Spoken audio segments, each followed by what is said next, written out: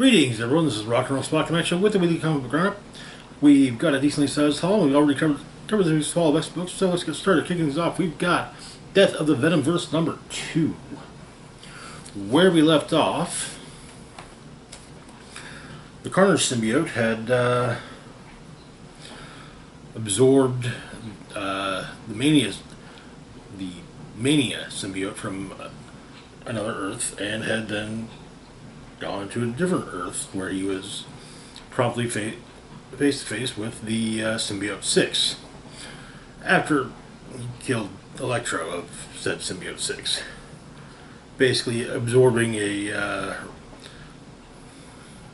symbiote that Electro was wearing, and basically gaining a means of resistance, a form of resistance to electricity. So, Carnage very handedly, while fighting the symbiote 6, Carnage uses what he gathered from the Mania symbiote and summons forth what appear to be demons to deal with them.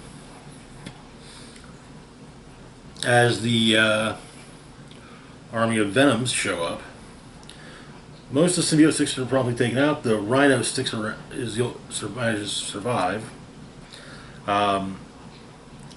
A Dylan Brock version of Venom, a kid version of Dylan, is killed by Carnage.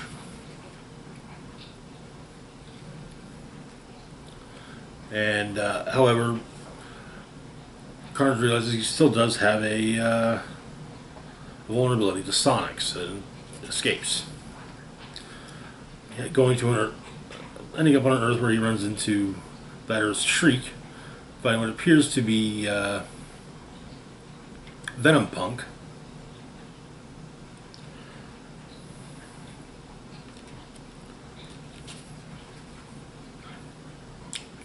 Called Chaos Engine.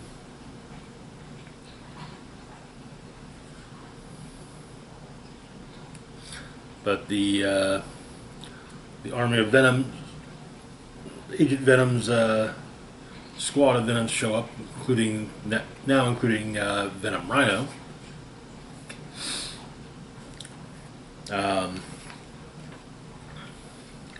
They manage to escape, taking Chaos Engine with them.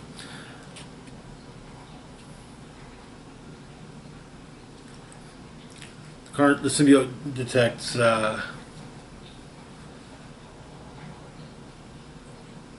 codex information on Shriek's genes and kills her. She dies, realizing that it's not Cletus she's dealing with, or at least not her Cletus. Though he says he's not even Cletus anymore, because well, he's not. And Agent Venom's plan is not exactly going great, but you're bringing something that Carnage won't expect. Silence. We've got a couple backup stories. One called Final Escape. Well, Final Escape Part 1.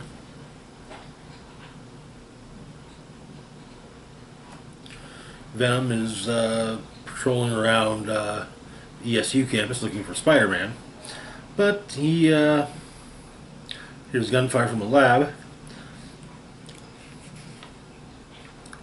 Appears a bunch of folks are trying to steal something from a professor. Venom busts in, takes care of the goons, and the professor explains that he's going to the time machine because he has to go back in time. Next we have Kid Venom. This story is the plane. This story is set on the Earth. This story is set on appears to be a feudal Japan Earth.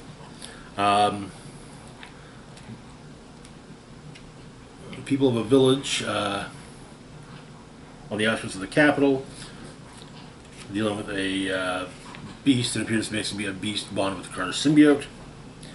They attack it, but a warrior arrives.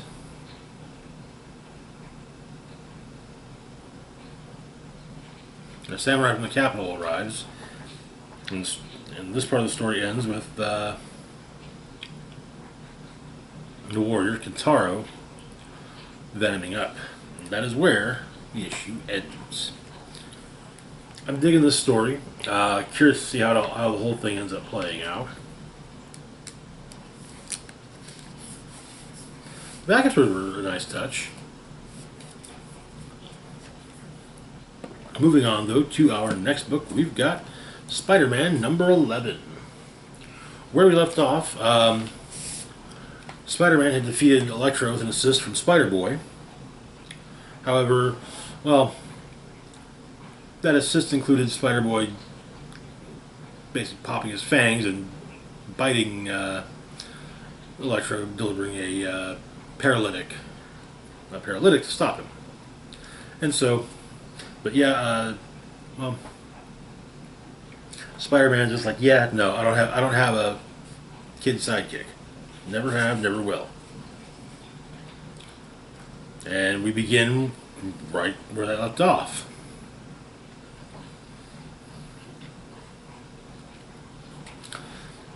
And Spider-Boy tells his origin. Spider-Man rescued him from Madame Monstrosity. And apparently Spider-Boy had developed additional eyes. And he was having trouble focusing because he was seeing everything. So Spider-Man took him to someone who could help. Daredevil. Whom he had, and Daredevil trained Spider-Boy. Much the same way that Stick trained him, only rather than going by Stick, Daredevil had Bailey refer to himself as, or to Daredevil as Club. But eventually Bailey's able to control his additional eyes. And we get additional information, such as how it is that Spider-Boy can wall climb, or wall crawl, while wearing tennis shoes, unseal the molecules, but one point he got captured by Arcade, and apparently Spider-Man had a blast. Saying, he's a poor kid. This is the closest he's ever been to going to an amusement park. And so they are having fun with it. But Killionaire, who had hired Arcade, check bounced. So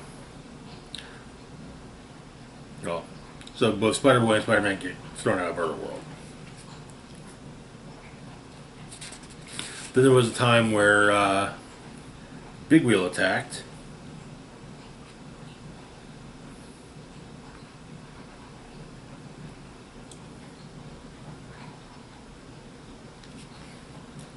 And was trying to destroy the Feast Center, largely as a means of getting back at Martin Lee, Mr. Negative.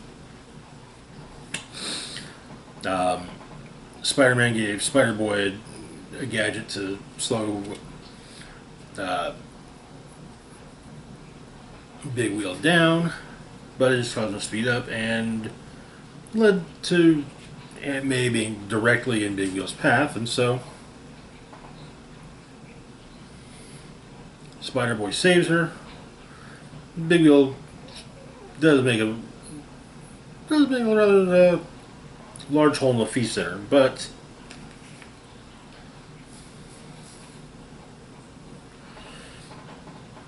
and the story ends with, or the issue ends with Spider-Boy and Spider-Man swinging off together, going after the bowling alley bandit. Interesting.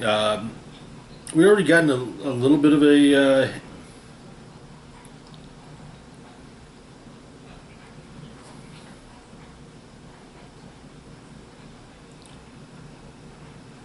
we'd already gotten a little bit of a hint about Spider-Boy's origin and Amazing number 925 a couple weeks ago.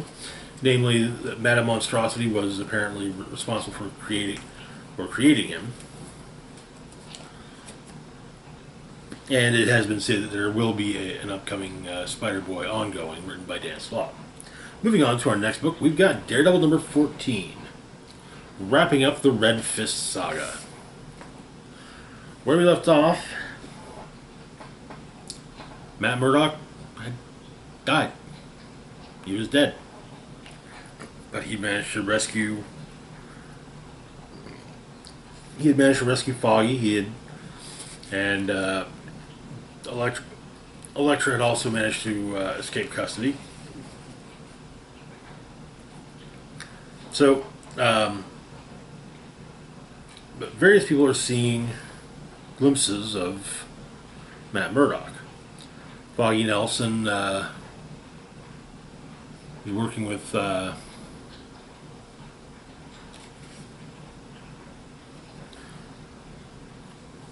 former detective Cole North as legal services.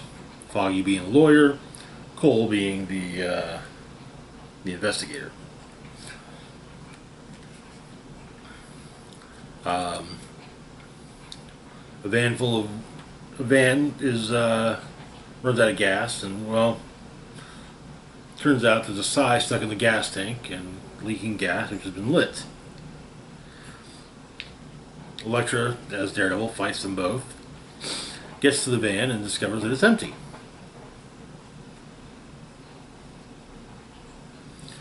Her contact, Alice, she had no.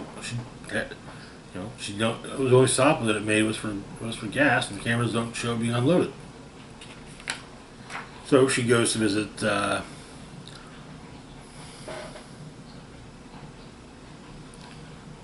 Wilson Fisk's son, Butch Ferris, who's apparently taking his father's last name. But do some verbal sparring. He claims he got rid of the guns and kept them out of Hell's Kitchen. Saved Hell's Kitchen is a good thing after all. But she also makes a point of destroying some of the artwork, some of his priceless artwork, until she comes upon a painting of Christ on the cross, and she can't.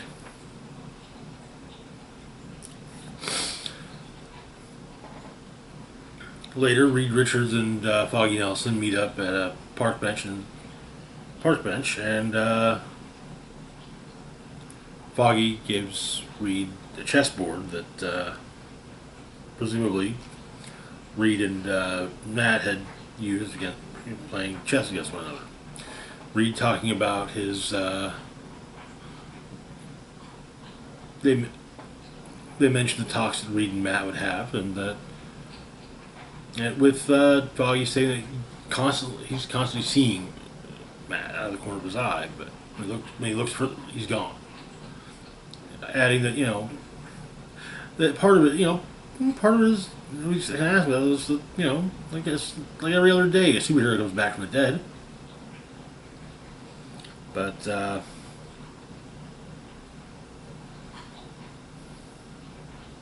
and Reed says that if ever there was a candidate to come back and fight the good fight, it's Matt Murdock. Also in the kitchen, proprietor of a party store is being harassed by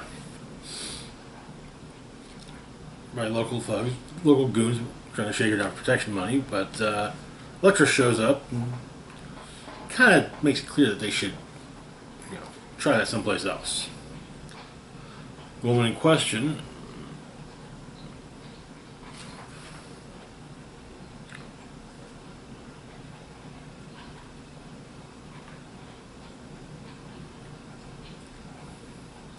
was one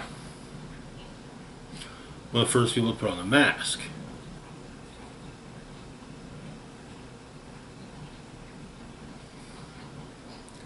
Elektra sees Matt out of the corner of her eye and goes the way he went, singing church. She walks in, The priest is a blind man with short red hair. It's an awful lot like Matt Murdock. He includes gummies with the communion wafers for the kids. She talks briefly about her grief, but feels maybe it's leading her to a good place. Processing is leading her to a good place, at least. And the priest is really certain that he's met Electra before. She says maybe perhaps in another life. But the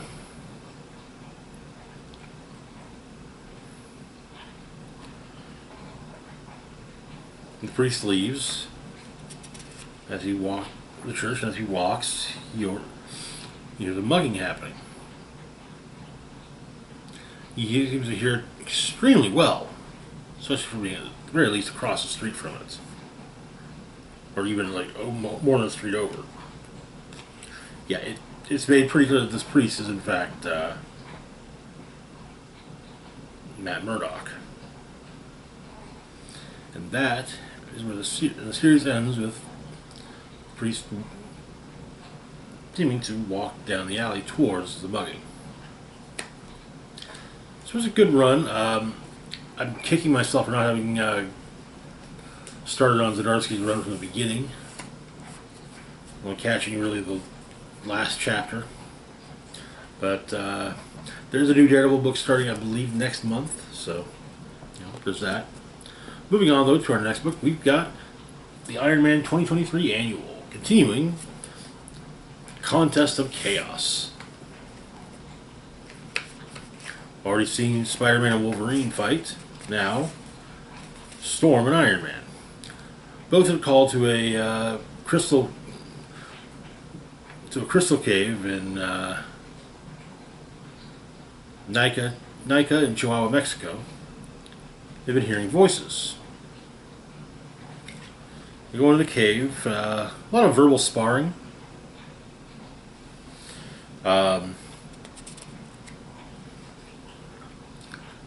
Seems the cave, crystals in the cave are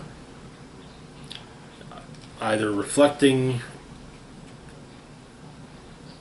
insults from the others, or at least perceived insults, as well as kind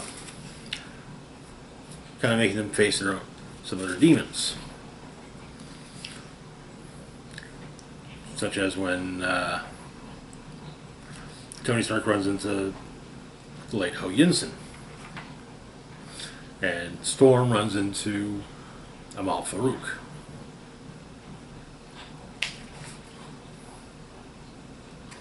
As well as Hellcat, Happy, Rescue, but it's all illusions. Storm manages to defeat Tony and but also pulled him out of the cave, but before being sucked into a portal, and Tony calls Captain Marvel for a pickup. We also have a backup story. At the end of the Spider-Man annual, Spider-Man went to Jessica Jones about Wolverine missing. So he suggests magic, and he starts listing magic users that him and Jessica both know. Enchantress, Clea Strange, Wong, Scarlet Witch, Stephen Strange, Loki, and then, Spider-Man realizes they know a lot of people with magical abilities. They do have a motive. They're looking for a magical needle, a magical haystack, and a magical multiverse of, you get the idea. Though Jessica asks Peter if Storm and Iron Man get along, and it's like, and he says as far as he knows they do. Not saying they're sharing streaming service passwords or anything. Apparently eyewitness reports place them in Mexico, fighting. And so, maybe it's like what happened with Wolverine and Spider-Man. So, but Jessica, Mr. Peter's right. They do need to speak with who understands magic better than the two of them. So, they go to Dog Mom, Witch, and Sorcerer Supreme of the Dark Dimension, Clea Strange.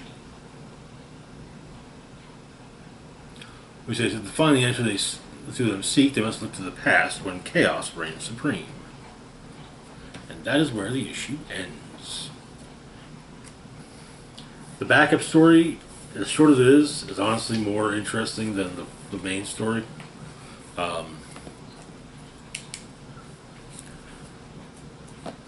Contest of Chaos annuals really just, and entire, the heroes are being manipulated. Whoopity-doo. How many times have we seen that before? Like, we've seen heroes fighting a lot. And we've seen plenty of those times where it's heroes fighting because they're being manipulated. So, yeah.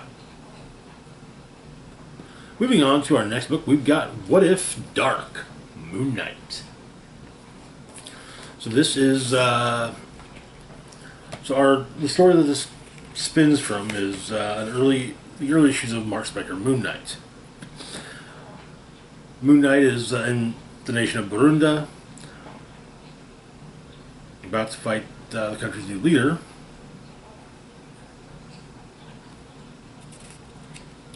Raoul Bushman. Originally, or in an effort to save the woman he loves, Marlene. Originally, this is a fight that Mark Spector won. However, Marlene manages to get out while firing at Bushman's mercenaries. Marlene is wounded in the arm, which gives Bushman time enough to reach his sword and stab Moon Knight in the chest. Moon Knight dives aboard Frenchie's helicopter. Marlene inherits speaks at Mark's funeral, and of course inherits all of Mark's possessions, including those of Stephen Grant. But under an item of Khonshu, which she knocks over, she finds a statue of Ra, which gives her light-based powers, declaring her his luminary. So she did bring light to those in the shadows, brought hope to those in need, and in doing so found solace in the grips of a god, though not Khonshu, of course. But grief always needs an outlet, and the same light that enriches some can also burn hot. She did kind of take up, kind of also go for the same, being a superhero, the same man as Moon Knight was. But she's been buying up various cultural artifacts from Burundi, and one of the members of Burundi's military comes to see her, basically insisting that General Bushman would prefer that stop buying artifacts from the country. The soldier adds that they have many creative ways of instilling fear.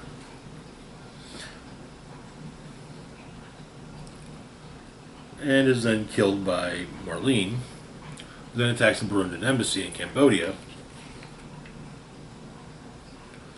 facing Bushman head on.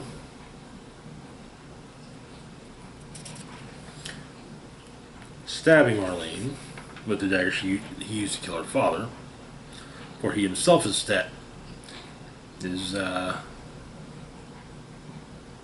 cut with her light powers, leading to Bushman's eventual death. As she recovers from her injuries, Marlene sees Mark in her dreams. When she awakes and states that Marlene is gone, but she is now the sun incarnate. She is Ra, and that is where the issue ends. Interesting. We've seen a previous Moon Knight villain that was associated with Ra in the form of Sun God a while back. But it is nice, the idea of there being a And honestly, that's something I kind of like, is the idea of there being a sun, a an antagonist, a character who's antagonistic to Moon Knight that is empowered by Ra. Anyways, that's going to do it for now. Um, Huge shout out to Patreon patron Xander Lee. Thank you so much for your support. Links to my Feel free to like, share, and subscribe. Links to my Facebook, Twitter, Mastodon, Patreon, PayPal can be found in the description box down below. This is Rock and Roll Spock signing off saying, live long and rock hard.